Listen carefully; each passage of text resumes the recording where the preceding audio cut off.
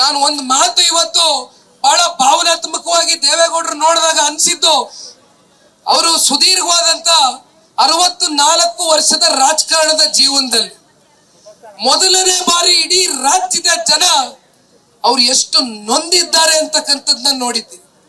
15 ದಿನದ ಹಿಂದೆ ನಮ್ಮ ಮನೆಯಲ್ಲಿ ಆಗಿರ್ತಕ್ಕಂಥ, ನಮ್ಮ ಮನಸ್ಸಿನ ಮೇಲೆ ಆಗಿರ್ತಕ್ಕಂಥ ಆ ದೊಡ್ಡ ಆಘಾತವೂ ಕೂಡ ನೀವು ನೋಡಿದ್ದೀರಿ.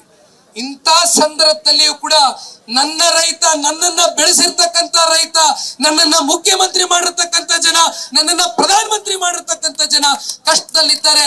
ಯಾವ ಸಂದರ್ಭದಲ್ಲಿಯೂ ಕೂಡ ನಾನು ರೈತರ ಜೊತೆಯಲ್ಲಿ ನಿಲ್ಬೇಕು, ಅದು ನನ್ನ ಧರ್ಮ ಅನ್ನುವಂಥದ್ನ ದೇವೇಗೌಡರು ಸಾಹೇಬರು ಇವತ್ತು ಬಂದು ನಮ್ಮ ಜೊತೆಯಲ್ಲಿ ಚಾಲನೆಯನ್ನ ಕೊಟ್ಟು ಧೈರ್ಯ ತುಂಬಿಸಿದ್ದಾರೆ. ಹಾಗಾಗಿ ದೇವೇಗೌಡರು ಸಾಹೇಬರಿಗೆ, ಸನ್ಮಾನ್ಯ ಕುಮಾರಣ್ಣ ಅವರಿಗೆ, ಇಲ್ಲಿ ನಮ್ಮ ಭೋಜಣ್ಣ ಅವರು ಹಿರಿಯಕರಿದ್ದಾರೆ, ಮಂಜಣ್ಣ ಅವರು, ಕೇರ್ಪೇಟೆ ಮಂಜಣ್ಣ ಅವರು, ಶರಣ್ ಗೌಡ್ರು ಬಹಳ ಜನ ಇದ್ದಾರೆ. ನಾನು ಒಬ್ಬೊಬ್ಬರ ಹೆಸರು ಹೇಳಿ ಒಬ್ಬರ ಹೆಸರು ಬಿಡೋದು ಬೇಡ. ಆದ್ರೆ ಇವತ್ತು ನೀವೆಲ್ಲರೂ ಕೂಡ ಅನುಮತಿ ಕೊಟ್ರೆ ವಿಧಾನಸೌಧದವರೆಗೂ ಹೋಗಿ ಪ್ರಶ್ನೆ ಮಾಡ್ತಕ್ಕಂಥದಕ್ಕೆ, ಫ್ರೀಡಂ ಪಾರ್ಕ್ ನಲ್ಲಿ ನಮ್ಮ ಹಕ್ಕನ್ನ,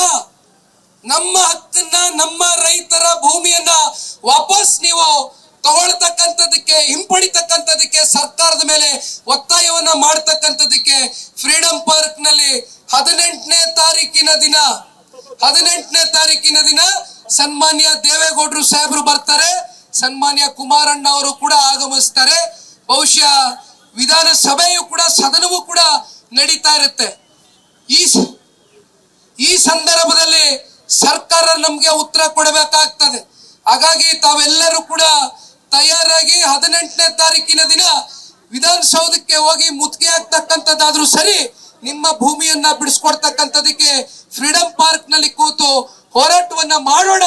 ಅದು ವಿಧಾನಸೌಧದವರೆಗೂ ನಿಮ್ಮ ಹೋರಾಟದ ಕೂಗು ಕೇಳ್ತಕ್ಕಂಥದಕ್ಕೆ ನಾವು ನೀವೆಲ್ಲರೂ ಹೋರಾಡಬೇಕು ಅಂತಕ್ಕಂಥದ್ದು ಈ ಸಂದರ್ಭದಲ್ಲಿ ಹೇಳ್ತಾ, ಮತ್ತೆ ಬಹಳಷ್ಟು 2 ದಿನಗಳಿಂದ ರೈತರು ತುಂಬಾ ಜನ ಹೆಜ್ಜೆ ಹಾಕಿದ್ದೀರಿ.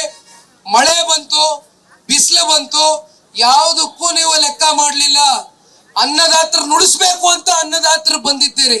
ಬಹುಶಃ ಈ ಒಂದು ಕೂಗು ಇದೇ ರೀತಿ ಇರಲಿ, ಈ ಒಂದು ಆಕ್ರೋಶ ಇದೇ ರೀತಿ ಇರಲಿ, ಈ ಒಂದು ಬೆಂಕಿ ಇದೇ ರೀತಿ ಇರಲಿ. ಬೆಂಕಿ ಯಾವ ಕಾರಣಕ್ಕೂ ಕೂಡ ಆರಿಸೋದಕ್ಕೆ ಬಿಡೋದು ಬೇಡ.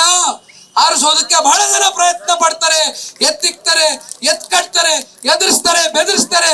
ಮತ್ತೊಂದು ವಿಚಾರ ನಾನು ನೊಂದಿ ಹೇಳಲೇಬೇಕಾಗ್ತದೆ. ಕೊನೆಯದಾಗಿ JMC ಮಾಡ್ತಕ್ಕಂಥದಕ್ಕೆ ಪೊಲೀಸರನ್ನ ಕಳಿಸ್ತಾರೆ, ಅಧಿಕಾರಿಗಳನ್ನ ಕಳಿಸ್ತಾರೆ.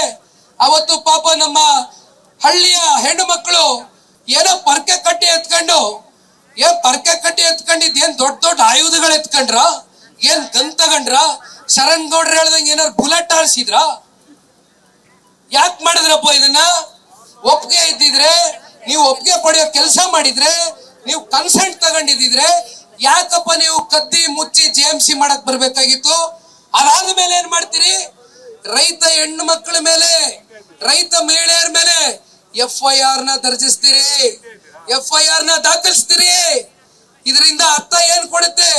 ಏನ್ ರೈತ ಮಹಿಳೆಯರು, ರೈತ ಮುಖಂಡರು, ಅಲ್ಲಿರ್ತಕ್ಕಂಥ ಯುವಕ ಮಿತ್ರರು, ನನ್ನ ಅಣ್ಣ ತಮ್ಮಂದ್ರು, ಅಕ್ಕ ತಂಗಿಯರು ಏನ್ ಕೈ ಕಟ್ಟ ಹಾಕ್ಬಿಡ್ತೀನಿ ಅಂತಕ್ಕಂಥ ಭ್ರಮೆಯಲ್ಲಿ ರಾಜ್ಯ ಸರ್ಕಾರ ಇದ್ರೆ ಅದಕ್ಕೆ ತಕ್ಕ ಉತ್ತರ 18ನೇ ತಾರೀಕು ಫ್ರೀಡಂ ಪಾರ್ಕ್ ಅಲ್ಲಿ ತಾವೆಲ್ಲರೂ ಬರುವ ಮೂಲಕ ಸಹಸ್ರಾರು ಸಂಖ್ಯೆಯಲ್ಲಿ ಸರ್ಕಾರಕ್ಕೆ ಪ್ರಶ್ನೆಯನ್ನ ಕೇಳ್ತೇವೆ. ಅಂತಿಮವಾಗಿ ಎಲ್ಲರೂ ಕೂಡ ನಮ್ಮ ಶಾಸಕ ಮಿತ್ರರು, ಅದು ಕೌನ್ಸಿಲ್ ನಲ್ಲಿ ಇರ್ಬೋದು ಅಥವಾ ವಿಧಾನಸಭೆಯಲ್ಲಿರ್ಬೋದು, 2 ಕಡೆಯೂ ಕೂಡ ಈ ಒಂದು ವಿಚಾರವನ್ನ ಬಹಳ ಗಟ್ಟಿಯ ನಿಲುವಿಂದ ಸದನದಲ್ಲಿ ಪ್ರಸ್ತಾಪ ಮಾಡ್ತೇವೆ ಅಂತಕ್ಕಂಥ ಸಂಪೂರ್ಣವಾದಂತ ಮಾಹಿತಿ ಸನ್ಮಾನ್ಯ ಕುಮಾರಣ್ಣ ಅವರ ಕಡೆಯಿಂದ ಎಲ್ಲ ದಾಖಲಾತಿಗಳನ್ನ ಇಟ್ಕೊಂಡು ಮಾತನಾಡ್ತಕ್ಕಂಥ ಒಂದು ಕೆಲಸವನ್ನ ಮಾಡ್ತೇವೆ. ಒಟ್ಟಾರೆಯಾಗಿ ಸದನದ ಹೊರಗಡೆ, ಸದನದ ಒಳಗಡೆ ಕಾನೂನಿನ ಹೋರಾಟ, ಎಲ್ಲ ಹೋರಾಟದಲ್ಲೂ ಕೂಡ ಜಾತ್ಯತೀತ ಜನತಾದಳ ಪಕ್ಷ, ನೀವು ಬೆಳೆಸಿರ್ತಕ್ಕಂಥ ರೈತರ ಪಕ್ಷ, ನಿಮ್ಮ ಧ್ವನಿಯಾಗಿ ನಿಮ್ಮ ಜೊತೆ ಸದಾಕಾಲ ಈ ಒಂದು ಹೋರಾಟದಲ್ಲಿ ಇರುತ್ತೆ ಅಂತಕ್ಕಂಥದ್ನ ಈ ಸಂದರ್ಭದಲ್ಲಿ ನಾನು ಸ್ಪಷ್ಟಪಡಿಸಲಿಕ್ಕೆ ಬಯಸ್ತೇನೆ. ಜೈ ಹಿಂದ್, ಜೈ ಕರ್ನಾಟಕ ಮಾತು.